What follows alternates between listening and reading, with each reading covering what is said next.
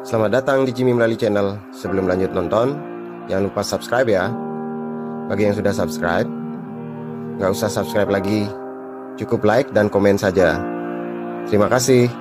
Om Swastiastu, apa kabar Sobat Jimil? Semoga semua dalam keadaan sehat-sehat ya. Hari ini saya berada di tepi pantai Tembok ya, yang terletak di Desa Tembok, Kecamatan 70, Singaraja, Bali.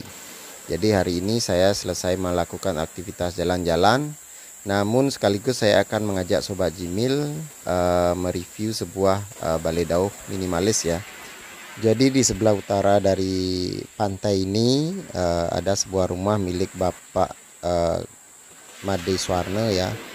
Jadi itu akan kita review. Jadi rumah tersebut sebelumnya berkonsep rumah biasa yang terdiri dari rumah tinggal biasa. Di belakangnya ada rumah kos, ada balai adat, dan ada tempat peribadatan atau sanggah atau merajan ya. Namun saat ini kedua buah rumah, baik rumah tinggal biasa dan tempat kosnya sudah dibongkar, dipugar. Dan untuk selanjutnya ini akan dipakai menjadi rumah adat Bali yang terdiri dari balai dauh, balai daje atau gedong, dan balai dangin serta tempat peribadatan. Jadi oleh Pak Made Swarna untuk selanjutnya akan dirubah ya menjadi rumah adat Bali. Nah, kita sudah tepat berada di depan rumah Pak Made Swarna. Nah, ini untuk tembok penyengker maupun angkul-angkulnya berbahan dasar dari paras taro ya, yang bisa kita lihat ada bintik-bintik hitam, jadi itu adalah bintik-bintik batu. Untuk selanjutnya di pintu gerbangnya menggunakan pintu terali besi dengan cat warna coklat. Nah, kita akan masuk ke dalam. Nah, seperti ini Sobat Jimil kondisi di dalam. Nah, itu kita sudah ketemu dengan balai dauh minimalis modern ya. Nah, ini di sisi utara terdapat merajan, dan di sisi selatan terdapat balai adat atau bisa dibilang balai loji ya. Nah, balai adat atau balai loji ini rencananya akan dipugar dan dibangun sebuah balai dangin ya, dengan konsep sakenem seperti ini modelnya ya Sobat Jimil.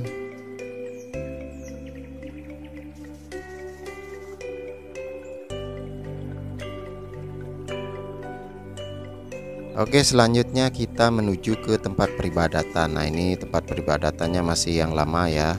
Nah, ini berbahan dasar tembok penyengkar maupun candi bentarnya sama dengan dinding depan, yaitu berbahan dasar dari paras taro yang memiliki ciri khas bintik-bintik hitam ya. Nah, ini sudah tangganya berbahan dasar dari batu sikat dengan ornamen ukiran Bali. Untuk pintunya sendiri menggunakan pintu terali besi ya.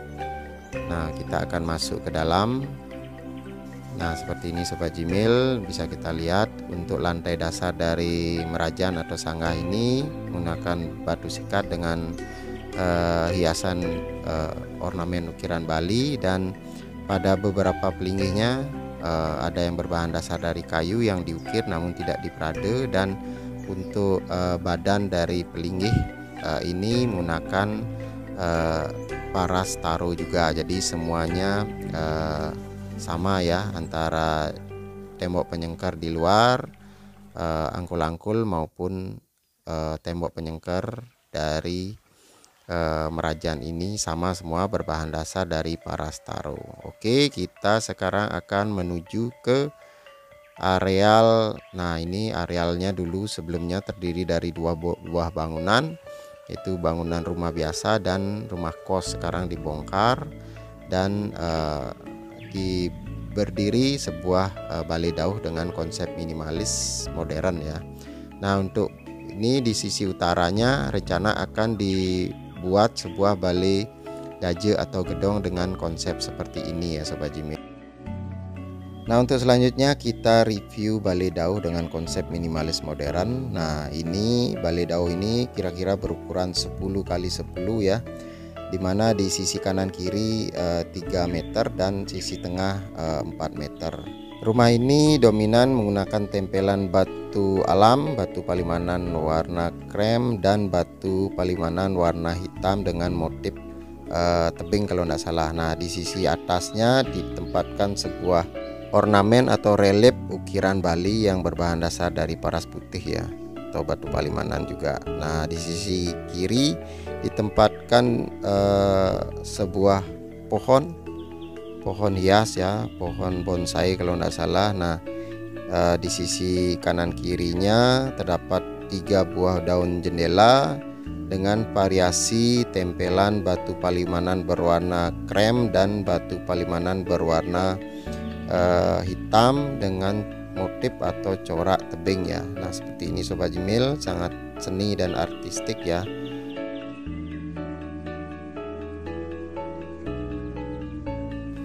Di sisi kiri juga konsepnya sama, permainan batu alam berwarna hitam dan batu alam berwarna krem ya, batu palimanan. Dan di depannya pula ditempatkan sebuah pohon bonsai dengan gaya yang berbeda ya.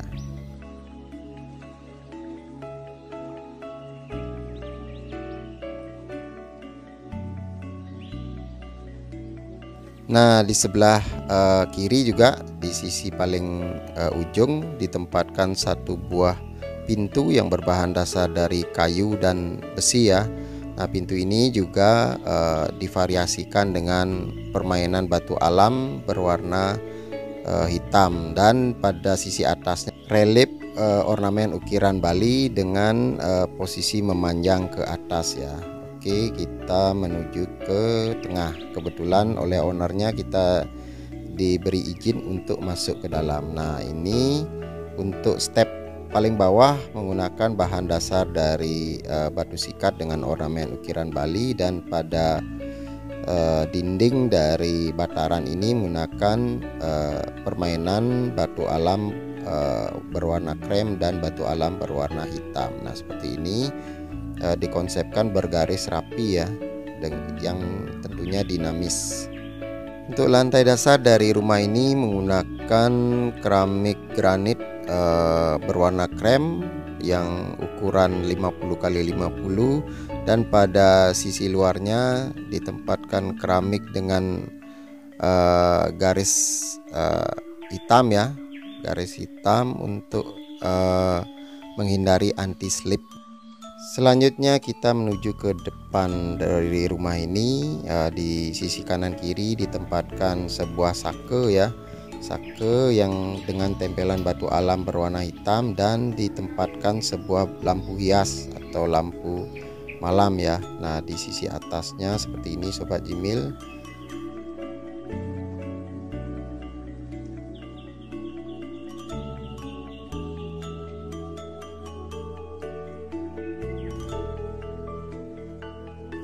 Pada dindingnya dikonsepkan dengan sistem ngedrop ya, ada yang timbul, ada yang tenggelam dari paras palimanan ini. Nah, sisi plafonnya menggunakan plafon kayu dengan motif datar aja seperti railing-railing.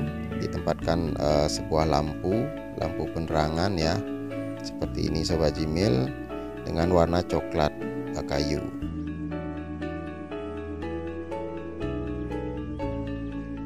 Nah, pintu utama dari Bale Dauh ini menggunakan pintu gebyok Jawa yang dicat warna coklat tua ya. Pintu ini cukup berukuran besar ya, kira-kira sekitar 2,5 meter lebih. Oke, kita masuk ke dalam. Kebetulan sudah dapat izin dari ownernya kita untuk mengobrak-abrik di dalam. Nah, seperti ini Sobat Jemil, bagian dalam terdiri dari 3 buah kamar tidur yang dilengkapi dengan kamar mandi dalam. Di ruang tamu ini ditempatkan sebuah kursi mebel dengan corak warna abu-abu dan perpaduan abu-abu dan warna hitam ya. Jadi sangat elegan dan dinamis dengan bentuk L-nya. Dan di sisi sudut dinding ditempatkan sebuah kursi sudut yang dilengkapi dengan foto dan kipas ya. Nah, ini adalah kamar dari bangunan ini, terdiri dari kamar yang bersampingan dan Di sini juga ditempatkan sebuah pintu sliding untuk akses ke belakang, namun ini ditutup ya, ketika ada acara baru ini dibuka.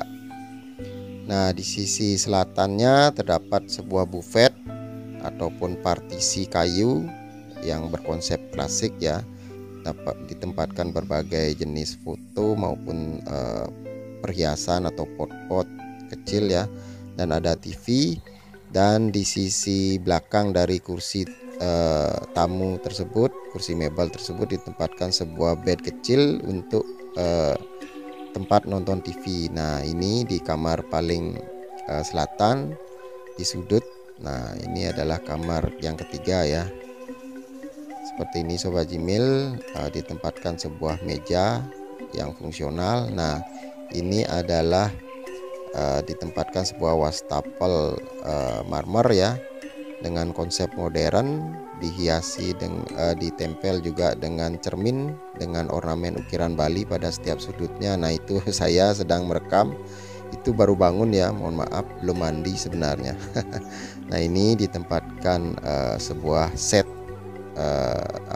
wastafel tersebut di bawahnya yang fungsional untuk penempatan perabot-perabot ya. Ini adalah kamar mandi dalam dengan konsep modern.